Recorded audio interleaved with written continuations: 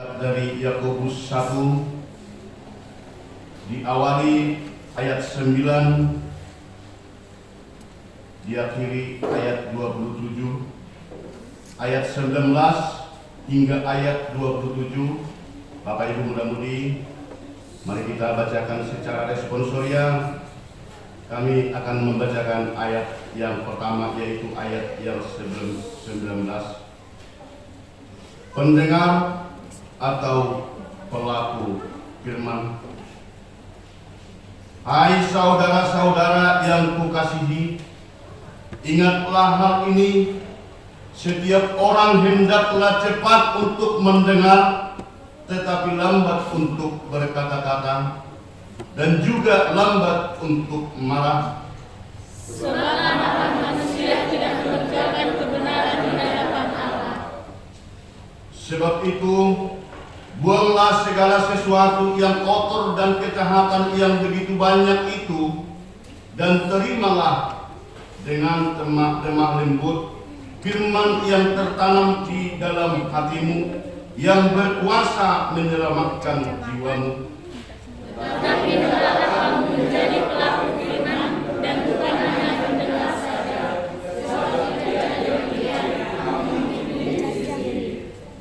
Sebab jika seorang hanya mendengar firman saja dan tidak melakukannya, ia adalah seumpama seorang yang sedang mengamat-amati mukanya yang sebenarnya di depan cermin.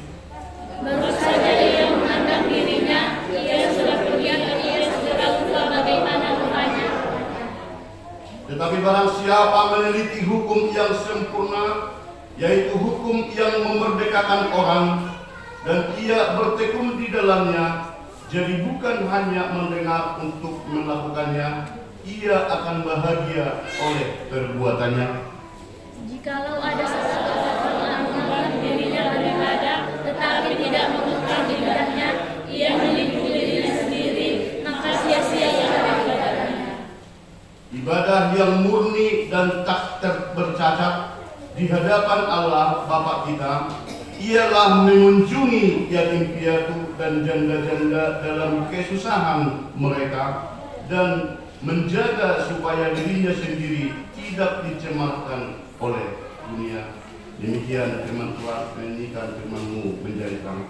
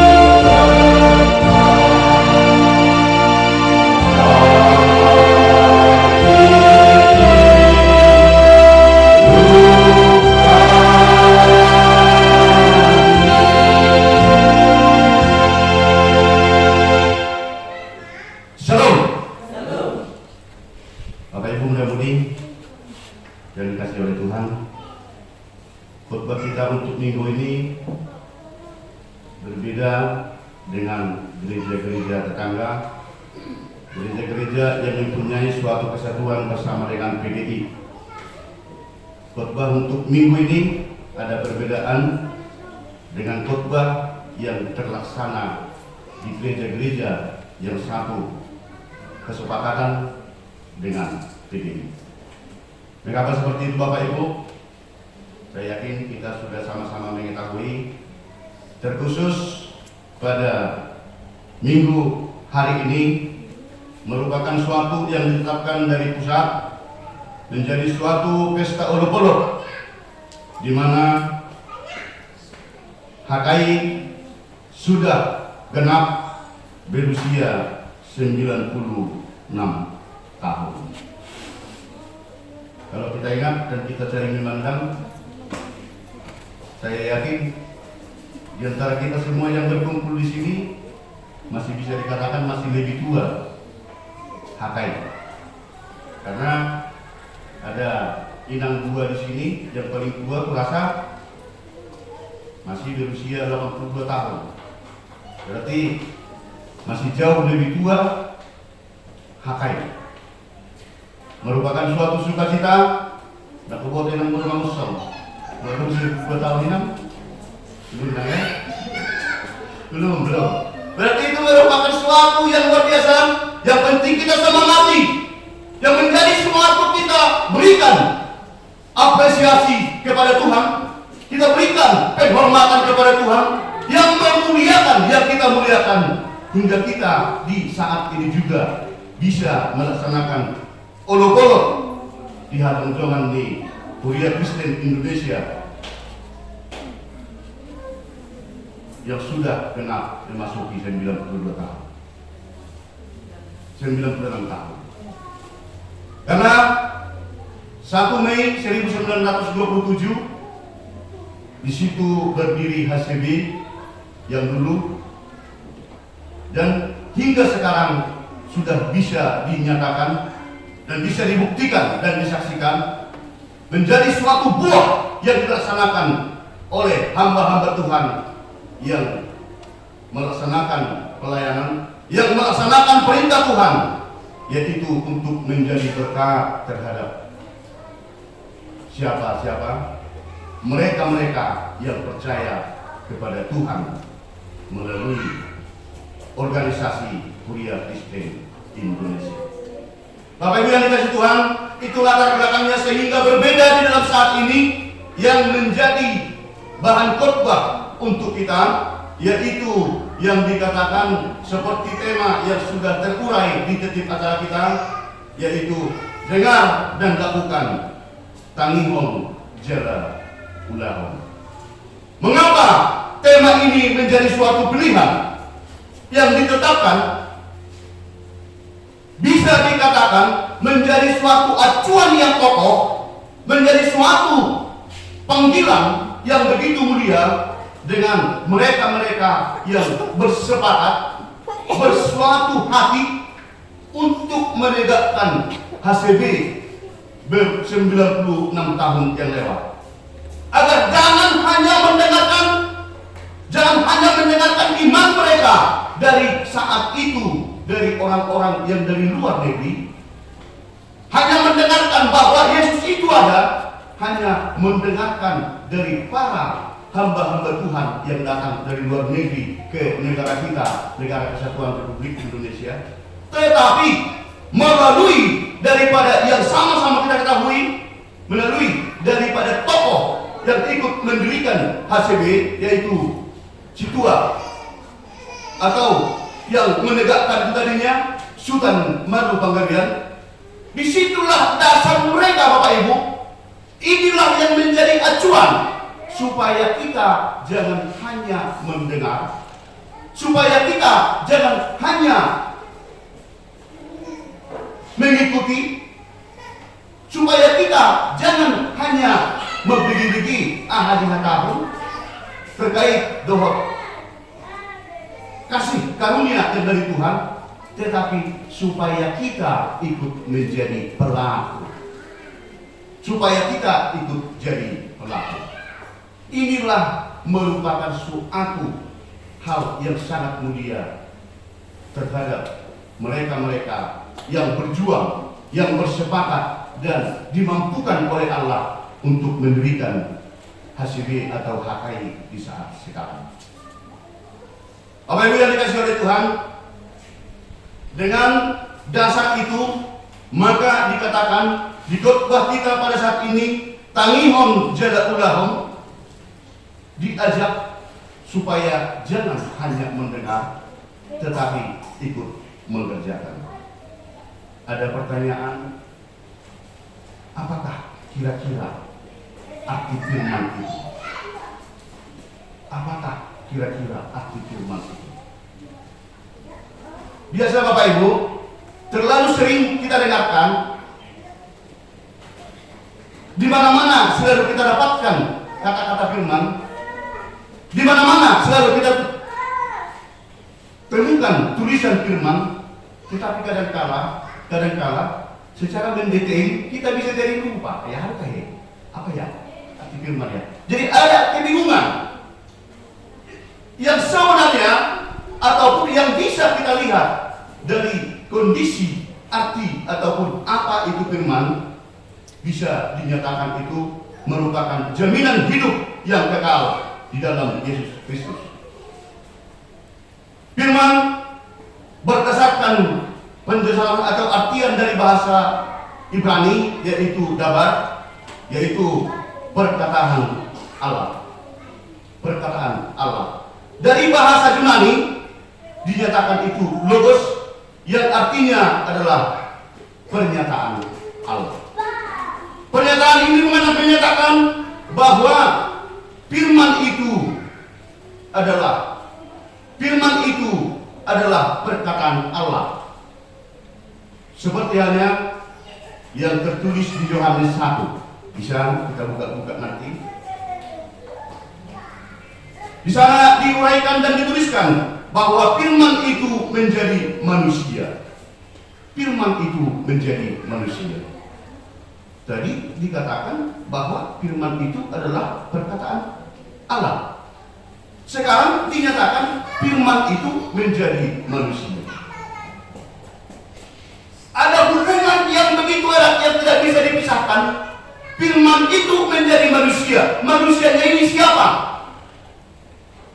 Kita harus berani dan tegas mengatakan dengan penuh semangat, firman itu adalah Yesus Kristus. Firman itu adalah Yesus Kristus. Berarti benar yang dikatakan di Yohanes 1 adalah firman itu menjadi manusia. Siapa itu manusianya? Manusia yang dimaksud di situ adalah firman yang berwujud manusia, yaitu yang kita percaya Yesus Kristus yang tetap mengasihi kita. Di situ Bapak Ibu, makanya supaya dibugarkan kembali seterokop firman, HPD pengurusnya KIP didokter pendeta firman. Order yang dimaksud bisa jadi seperti itu. Tetapi yang dinyatakan firman dalam khotbah kita di sini adalah seperti yang sudah kita bacakan itu tadi, bahwa hai saudara-saudara yang kukasihi, ingatlah hal ini, setiap orang hendaklah cepat untuk mendengar, tetapi lambat untuk berkata-kata, dan juga lambat untuk marah. Di situ berarti firman yang dimaksud bisa dinyatakan, dipertegas di dalam hati dan pikiran kita, Bapak Ibu yang dikasihi oleh Tuhan.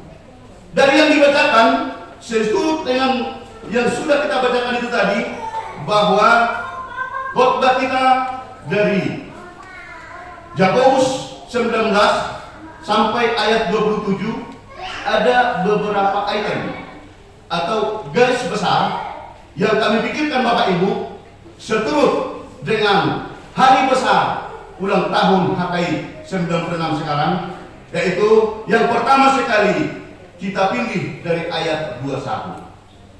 Yang pertama sekali, terima firman dengan lemah lembut. Terima firman dengan lemah lembut. Mengapa dikatakan seperti itu Bapak Ibu? Mengapa dikatakan seperti itu?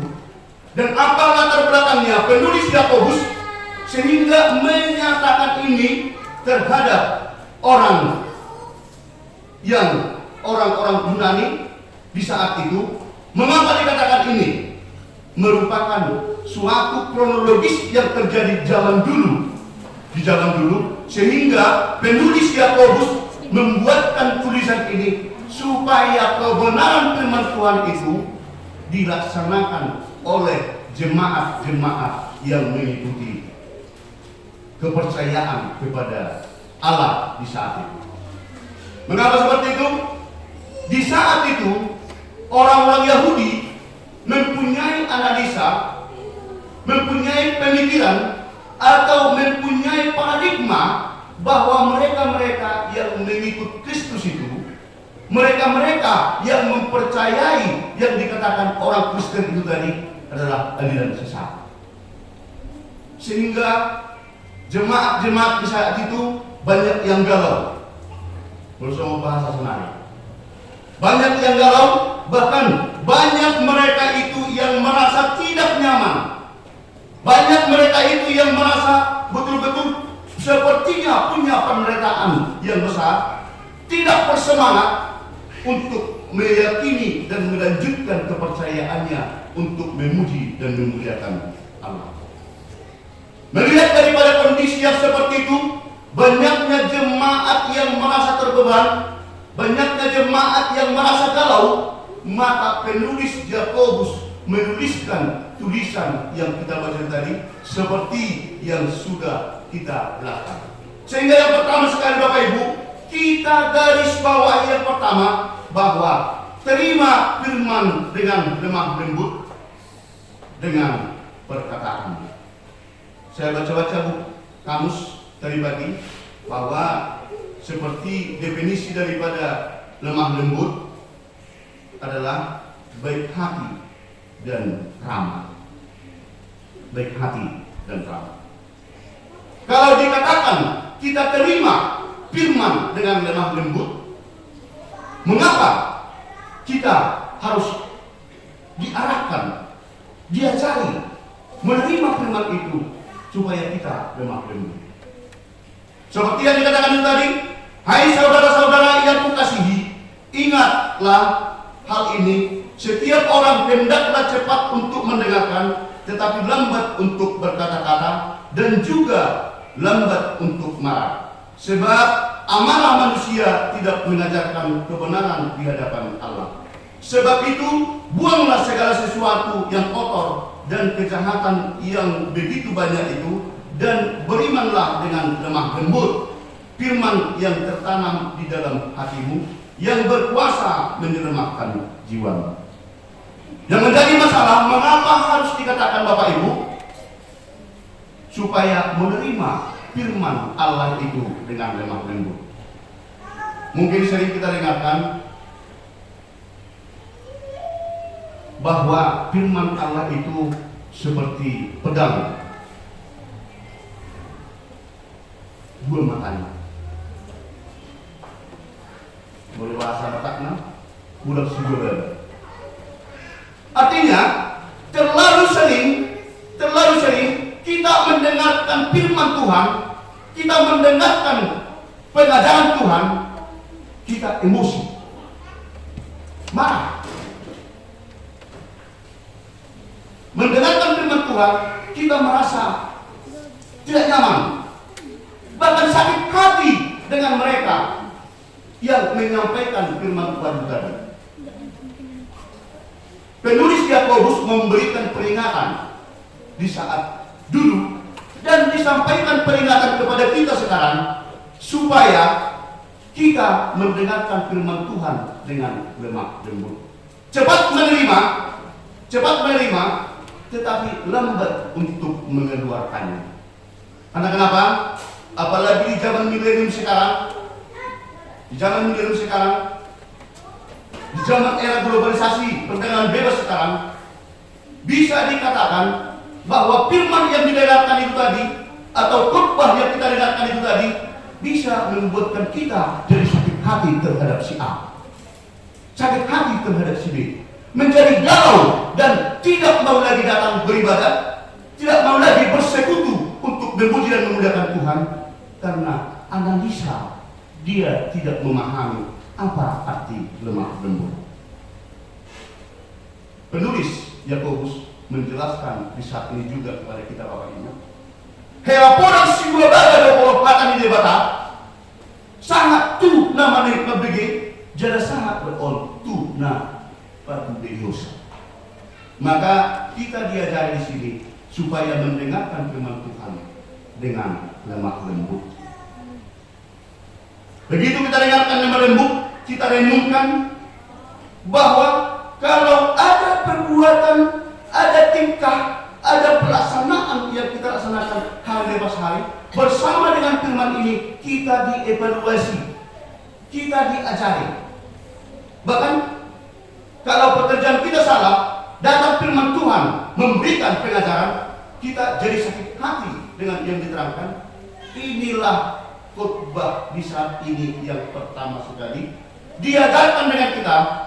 Mari kita terima, kita sambut firman Tuhan dengan lemah lembut untuk kita renungkan.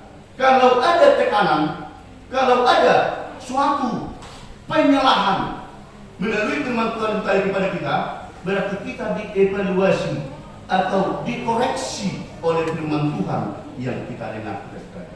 Sehingga tidak membuat kita marah dan tidak membuat kita menjadi galau dan tersinggung terhadap orang lain. Maka dikatakan cepat menerima, lambat untuk berkata-kata, karena situasi daripada firman yang kita dengarkan bisa dinyatakan dengan pedang dua mata. Bermata dua. Yang kedua, Bapak Ibu, kita ambil dari ayat 22, dipertegas, jadilah pelaku firman Tuhan. Jadilah pelaku firman Tuhan. Bagaimana yang dimaksud dengan pelaku firman Tuhan? Kalau seandainya nanti ketemu di jalan, saya bicara contohnya dengan Inang, baru tahu dari ya, Inang, ternyata Inang seorang penipu. Apa yang terjadi? Kalau seandainya saya bilang begitu ketemu, ternyata Inang menjadi seorang penipu. Saya yakin pasti marah, ya kan? Pasti ngamuk. Dikasih tahu dengan nama pasal ibu. Tengok lambu itu, jika benar itu, masa saya dibilang penipu? Pasti ini menjadi suatu batu sandungan perkelahian yang sah. Tetapi Bapak Ibu, di saat ini kita diajari melalui firman Tuhan saat ini, kita betul-betul dituturi, diarahkan bahwa tetapi hendaklah kamu menjadi pelaku firman dan bukan hanya pendengar saja, sebab jika tidak demikian kamu menipu diri sendiri. Banyak orang beribadah Bapak Ibu, rajin beribadah, rajin pertanian, rajin untuk ibadah pariatif, kategorial, bersama dengan temuan-temuan diikuti. Tetapi apa yang terjadi?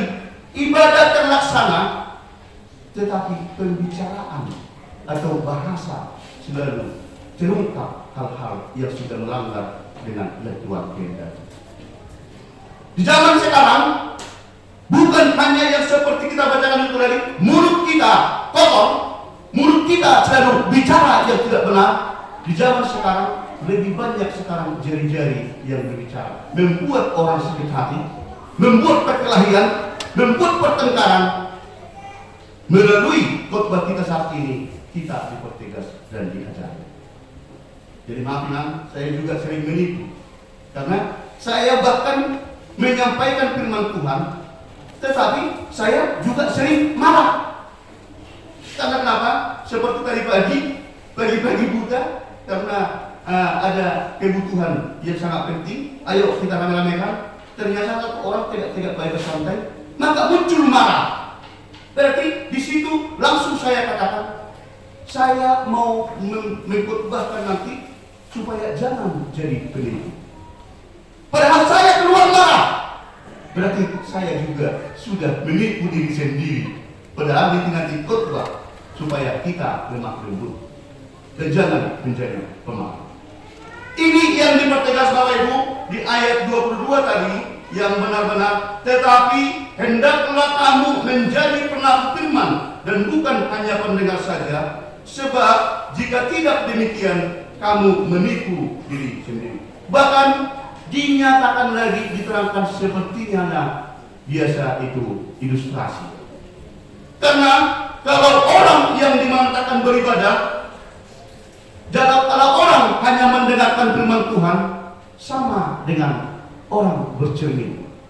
Biasanya yang paling lama, yang lebih lama, kaum ibu-ibu atau anak-anak gadis yang biasa lama bersolek atau di depan kaca.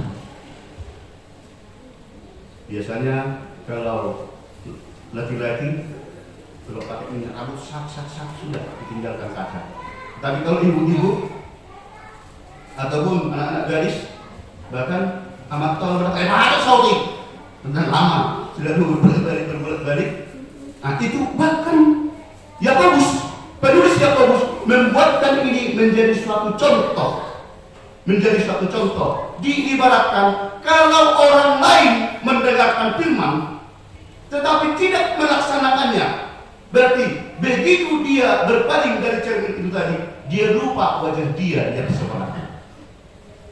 Ini yang kedua, Bapak Ibu, supaya jangan hanya mendengar, tetapi ikutlah menjadi teladan. Dan inilah motivasi, dan inilah keimanan, dan inilah yang menjadi suatu acuan yang keras, suatu keyakinan yang begitu teguh antara pendiri-pendiri HKI di tahun 1927 termasuk Sultan Baru Panggabean, supaya jangan hanya mendengarkan firman, tetapi ikutlah menjadi pelaku firman.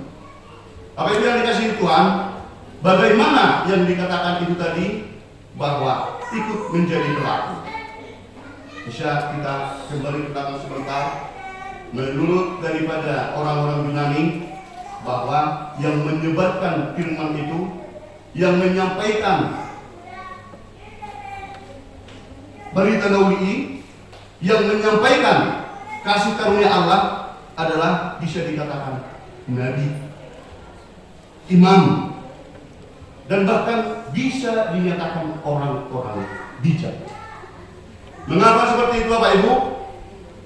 Bahwa kalau orang yang menyampaikan firman Tuhan, orang yang menyampaikan rencana Allah adalah dikerjakan oleh nabi dan imam, dan bahkan dinyatakan orang-orang bijak pun bisa dikatakan menjadi hamba Tuhan. Bisa dikatakan menjadi seorang hamba Tuhan yang menyampaikan rencana Allah. Bagaimana rupanya cara kerja oleh hamba Tuhan? Bagaimana rupanya cara kerja yang dinyatakan itu, yang dikerjakan oleh nabi, imam, dan orang-orang bijak itu tadi? Sama seperti air yang mengalir. Air mengalir, seperti itulah hamba Tuhan menyampaikan rencana Allah, menyampaikan pengajaran Allah, menyampaikan tujuan Allah terhadap siapa yang mau mendekat. Itu batasnya. Jadi hamba Tuhan itu adalah menyampaikan kebaikan sesuai dengan yang Allah kehendaki, sesuai dengan kebenaran firman Tuhan, adalah dinyatakan itu adalah hamba Tuhan. Dan itu dinyatakan dan disampaikan kepada seluruh kita jemaat, biarlah kita menjadi hamba Tuhan yang turut menjadi aliran kasih karunia Allah terhadap siapapun melalui apa yang kita kerjakan atau apa yang akan kita rencanakan. Yang ketiga, berbahagialah. Berbahagialah jikalau kita sudah mau mendengar dan mengerjakan atau melakukan sesuai dengan yang Tuhan atau Allah kehendaki. Bapak Ibu, mengapa dikatakan berbahagia? Sesuai yang dikatakan, sebab jika seorang hanya mendengar firman saja dan tidak melakukannya, ia adalah seumpama seorang yang sedang mengamati mukanya yang sebenarnya di depan cermin. Baru saja ia memandang dirinya, ia sudah pergi atau ia segera lupa bagaimana rupanya. Tetapi barang siapa meneliti hukum yang sempurna, yaitu hukum yang memerdekakan orang, dan ia bertekun di dalamnya, jadi bukan hanya mendengar untuk melakukannya, ia akan berbahagia oleh perbuatannya. Ternyata Bapak Ibu, kalau kita mendengarkan firman Allah dan ikut kita menjadi pelaku, pengguna atau menyebarkan firman Allah, ini garansi yang sah dari Allah bahwa kita bisa dinyatakan berbahagia. Itu yang ketiga. Maka saat ini kita diperteguh, kita dikokohkan.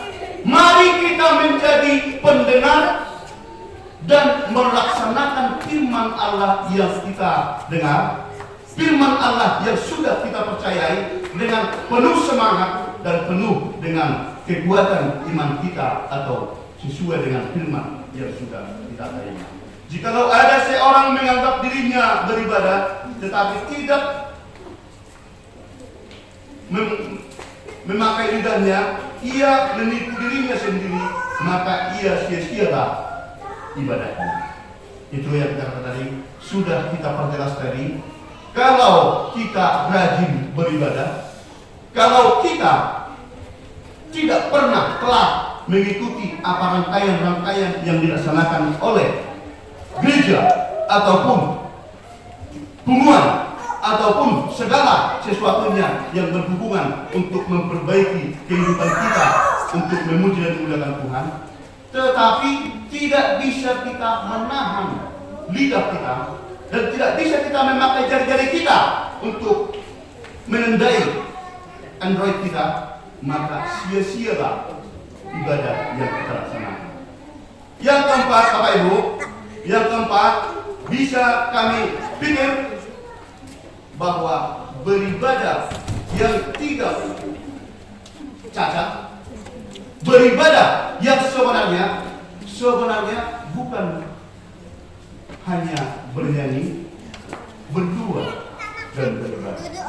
Ternyata melalui buku Yakobus ini, melalui penulis Yakobus mengatakan bahwa ibadah kita yang sebenarnya supaya jangan dinyatakan cacat, supaya jangan dinyatakan tercela, maka sebaiknya kita tunjukkan dalam mengasihi.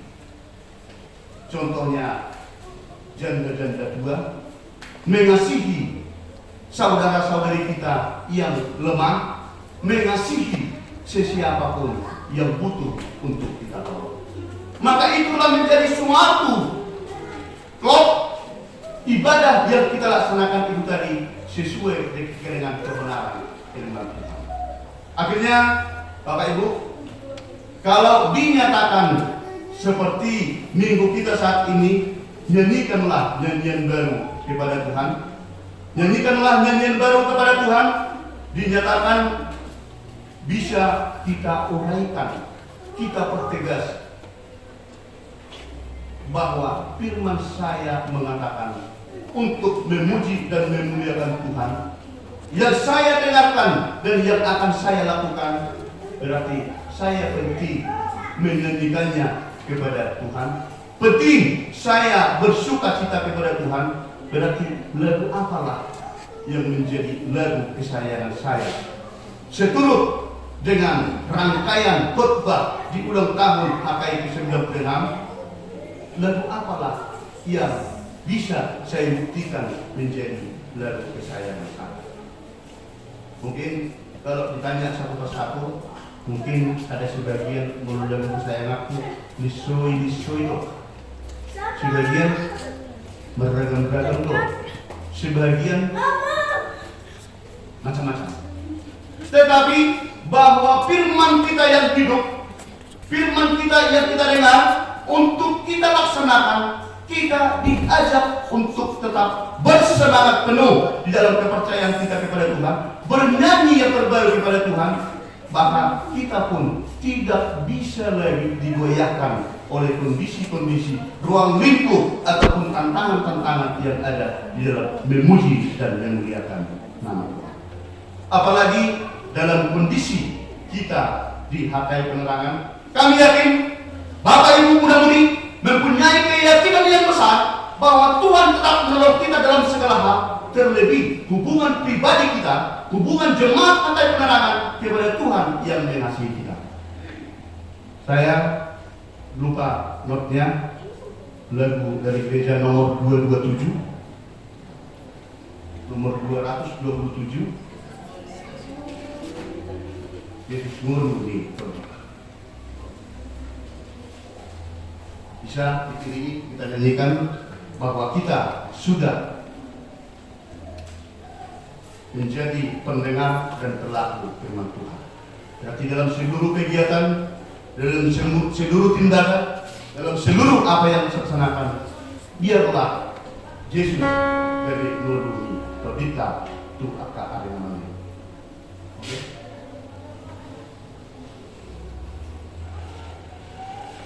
Dalam bahasa Arab. Yesus murni berbita.